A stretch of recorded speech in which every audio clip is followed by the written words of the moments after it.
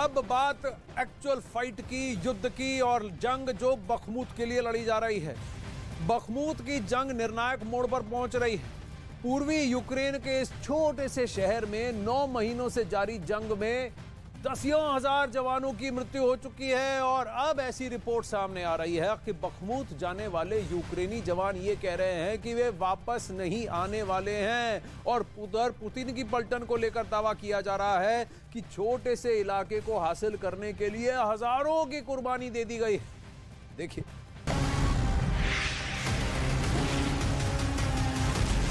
पूर्वी यूक्रेन का बखमूत नर्क बन गया है।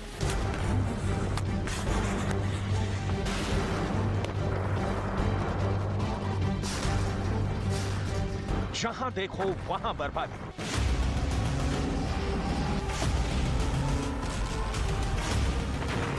जहां देखो वहां पर मौत। हथियारों से हमलों की बारिश तो ऐसे हो रही है जैसे मॉनसून में आसमान से पानी बरसता है।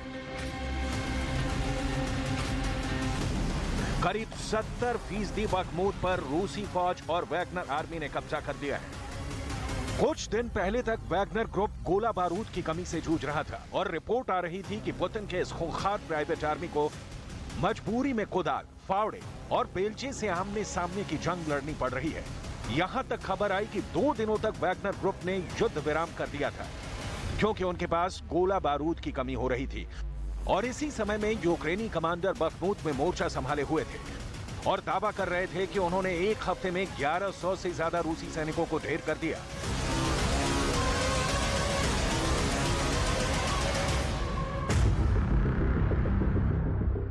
अब हालात बदल गए हैं। रूस की फौज लगातार आगे बढ़ रही है और इतना ज्यादा गोला बारूद लेकर बखमूत पहुंची है कि आने वाले कई महीनों तक शोलों की बारिश कर सकती है।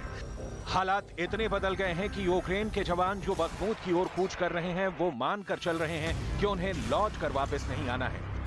कीव मीडिया के मुताबिक बखमूत की लड़ाई में जा रहे यूक्रेन के एक जवान ने उनसे कहा कि जब वो मुझे बखमूत के लिए ले गए तो मुझे लगा कि मैं जिंदा लौटने वाला नहीं।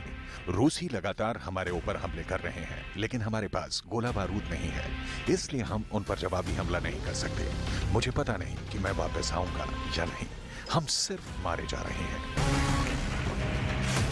बखमूत में पुतिन की प्राइवेट आर्मी कही जाने वाली वैगनर ग्रुप की सेना लगातार आगे बढ़ रही है लेकिन उन्हें भी कीमत चुकानी पड़ रही है। ब्रिटेन के मुताबिक अकेले बखमूत में रूस ने अपनी सेना और वैगनर ग्रुप के 20 से 30 हजार सैनिकों को या तो गंवाया या फिर गंभीर रूप से जख्मी है।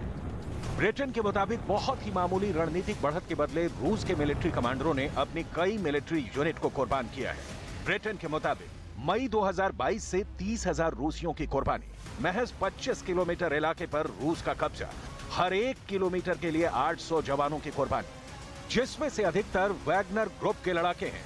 वैगनर ग्रुप के चीफ ने बखमूत को मीट ग्राइंडर कहा था।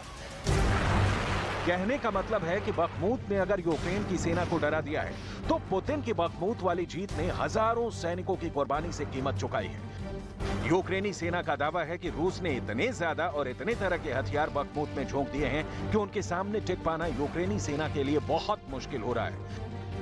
27 जवानों के मेरे प्लाटून से कुछ ही मेरे साथ शहर से बाहर निकल सके लेकिन उनमें अधिकतर घायल थे। वैसे रूस के पास इतने ज्यादा हथियार हैं, इतने ज्यादा कि वो हर वक्त हम पर हमला करते हैं। कभी कभी तो हम हर एक सेकंड धमाकों की आवाज सुनते हैं।